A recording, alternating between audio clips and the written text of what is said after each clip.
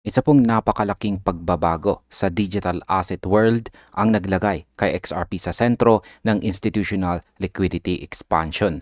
Ayon po sa ulat ni X-Finance Bull, nagkaroon ng $1 billion capital raise ang Evernorth para gumawa ng tinatawag po nilang XRP Strategic Reserve. Isa po itong hakbang na layuning pagdugtungin ang traditional finance at blockchain sa iisang sistema.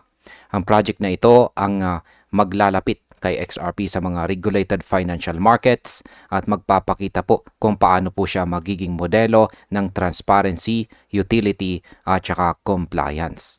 Yan po ang siyang ating pag-uusapan sa video na ito, pero bago po tayo magpatuloy ay pakibasa na lamang po muna ang disclaimer dito po sa ibaba ng ating screen. Yan, ano nga ba ang layunin ng $1 billion capital raise ng Evernorth? Sabi dito, a new development in the digital asset sector has positioned XRP at the center of institutional liquidity expansion. X-Finance Bull shared details on a $1 billion capital raise by Evernorth, aimed at establishing what is described as the world's largest publicly traded XRP reserve. Paliwanag po natin yan. Ang Evernorth daw ay nakalikom ng $1 billion na kapital upang maitayo ang pinakamalaking publicly traded XRP reserve sa buong mundo. Ang layunin nito ay palakasin ang liquidity ni XRP at bigyan ng direktang daan ang mga institution upang makibahagi sa blockchain ecosystem. Sa halagang ganito kalaki, malinaw na hindi na basta eksperimento sa XRP. Siya po ay nagiging pundasyon ng bagong financial model na nakasentro sa blockchain.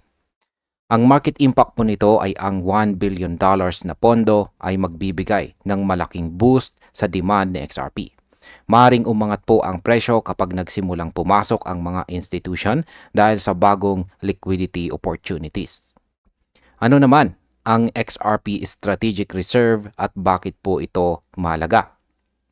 Sabi dito, the initiative labeled the XRP Strategic Reserve seeks to align traditional finance with blockchain infrastructure through regulated access, liquidity injections, and market utility enhancements.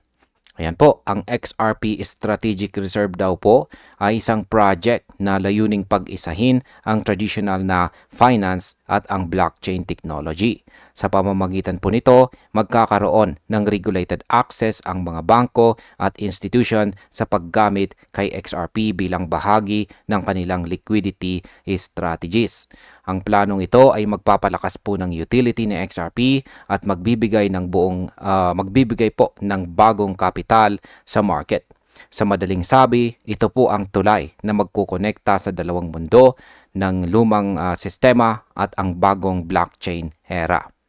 Ang market impact po dito ay kapag nagsimula ang implementation nito, maasahan nating mas tataas po ang adoption rate ng XRP sa mga financial institutions na pwede pong magtulak sa presyo pataas dahil sa paggamit sa real-world operations. Sunod na tanong ay paano naman po gagamitin ang kapital na ito? Sabi po dito ay according to the outline, the capital will be deployed through a SPAC merger and a Nasdaq listing, signaling a strategic shift in how institutional investors approach blockchain-based assets. Yan, gagamitin daw po ng Evernorth ang pondo sa pamamagitan po ng SPAC merger at saka Nasdaq listing. Ibig pong sabihin yan ay magiging mas accessible po ang project sa mga institutional investors na gustong mag-invest sa blockchain-based assets ng legal at saka transparent. Ito po ay isang malaking hakbang patungo sa mainstream adoption dahil ibinubukas po nito ang pinto para sa mga regulated capital markets. Sa market impact, ang Nasdaq listing ay magdudulot po ng mas mataas na visibility para kay XRP.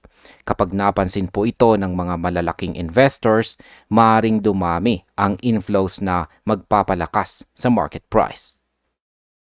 Ngayon ay bakit naman po sinasabing hindi na speculative bet itong si XRP?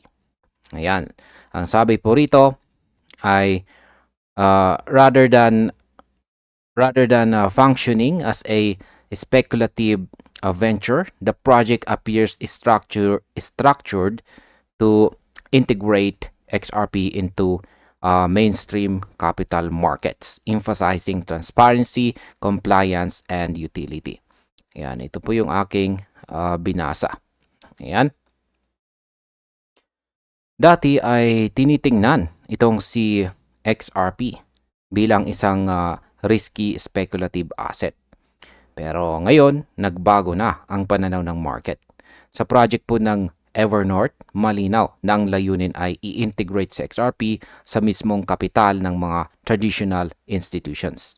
Hindi na po siya basta pampatubo ng traders, kundi isa ng tool para sa liquidity management, transparency at compliance.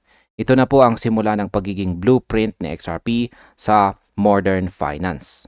Ang market impact po dito ay kapag nagpatuloy ang ganitong mindset, bababa po ang volatility ni XRP at magiging mas stable asset po siya para sa mga long-term investors. Paano naman po nito mapapalakas ang liquidity at network ni XRP? Ayan, ang sabi po rito ay the $1 billion fund is expected to deepen XRP's liquidity across various financial and decentralized finance market. This infusion is designed to support validators and yield strategies that enhance the performance and reliability of the XRP ledger. Yan, ang pondo daw po ay gagamitin upang palakasin ang liquidity ng XRP sa iba't ibang market, kasama po ang DeFi. Ang bahagi po nito ay ilalaan sa mga validator at yield strategies para mapabuti ang performance ng XRP ledger. Ang ibig pong sabihin, magiging mas mabilis at mas maaasahan ang mga transaction habang dumarami po ang mga institusyong gumagamit nito. Pagdating po sa market impact, ang pagtaas ng liquidity ay magpapababa ng slippage at saka transaction cost, kaya posibleng mas maging attractive po itong si XRP sa malalaking trader at saka institutional users.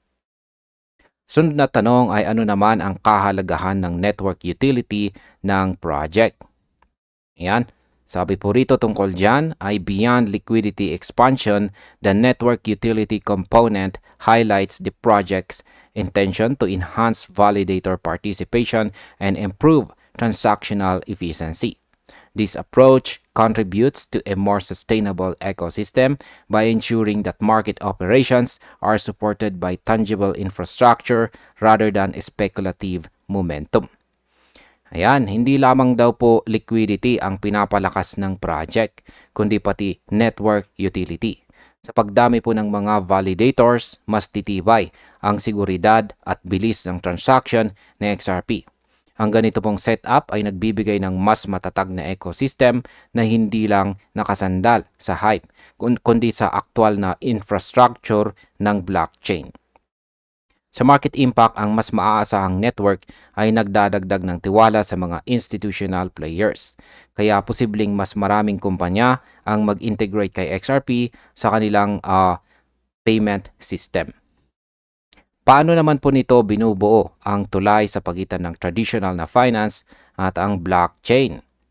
Yan, ang sabi po rito ay the institutional integration phase represents one of the most significant steps toward bridging conventional financial systems with blockchain-based solutions. Evernorth's approach focuses on enabling regulated XRP access for institutional investors, creating an environment where compliance and scalability coexist with blockchain's efficiency. Ito daw po ang yugto kung saan nagkakaroon ng tunay na tulay sa pagitan ng traditional na finance at saka blockchain. Layunin po ng Evernorth na bigyan ng regulated access ang mga institution para makagamit ng XRP ng legal at saka secure. Sa ganitong paraan, nagkakaroon po ng balanse sa pagitan ng compliance at efficiency. Dalawang bagay na matagal nang gustong pagsamahin ng global finance world. Sa market impact sa ganito pong integration, maaari nang gamitin na XRP sa malalaking transaction ng mga bangko, kaya tataas ang real-world utility at demand. Bakit naman po mahalaga ang SPAC merger at saka Nasdaq listing? Ang sabi po rito tungkol dyan ay the inclusion of a SPAC merger and a subsequent Nasdaq listing reflects a growing trend of blockchain projects entering traditional financial channels to achieve wider market adoption. Yan, ang pagsasama daw po ng SPAC merger at saka Nasdaq listing ay nagpapakita na ang blockchain projects tulad po ng XRP ay nagsisimula ng maging bahagi ng traditional na finance world. Ang hakbang na ito ay magbibigay ng mas malawak na access para sa mga institutional investors at magpapakita po na ang blockchain ay hindi na future concept kundi present reality na po. Sa market impact, kapag naging matagumpay po ang listing, posibleng makita natin ang malaking pagtaas ng presyo dahil sa bagong influx ng capital mula po sa stock market investors. At bilang panghuling katanungan ay ano naman ang ibig sabihin ng institutional commitment na ito para kay XRP? Sabi po rito ay this alignment between on-chain activity and regulated finance indicates a long-term institutional commitment to XRP's underlying utility. It also highlights how blockchain technology continues to evolve from a niche innovation to an integral part of the global financial architecture. Ayan, ang pagkakaugnay daw po ng on-chain activity at regulated finance ay patunay ng long-term commitment ng mga institution kay XRP. Ipinapakita po nito na si XRP ay hindi na lang digital currency kundi isa ng mahalagang bahagi ng global financial system. Unti-unti nang nagiging pundasyon ng bagong architecture ng finance ang blockchain technology. Ang market impact po nito ay ang ganitong commitment ay nagbibigay ng matagalang stability sa presyo ni XRP dahil mas marami pong institution ang naglalagay ng kanilang kapital para sa pangmatagalang paggamit. At bilang panghuli, ang aking opinyon naman tungkol dito ay ang Evernorth XRP Strategic Reserve ay hindi lamang po basta kapital or project. Ito po ay simbolo ng maturity ng buong digital asset market. Sa $1 billion na pondo, SPAC merger at saka Nasdaq listing, si XRP po ay nagiging blueprint ng modern finance. At para po sa atin bilang mga traders at investors, dapat po tayong maging mapanuri dahil ang ganitong pagkalaw ay nagbabago ng laro sa pagitan po ng traditional na finance at ang mundo ng blockchain. Sa lahat ng sinyales, malinaw po na hindi napustahan si XRP. Isa na po siyang plano ng hinaharap ng global finance. At ayun, hanggang dito na lamang po tayo sa video na ito mga ka-crypto. Maraming salamat sa panonood.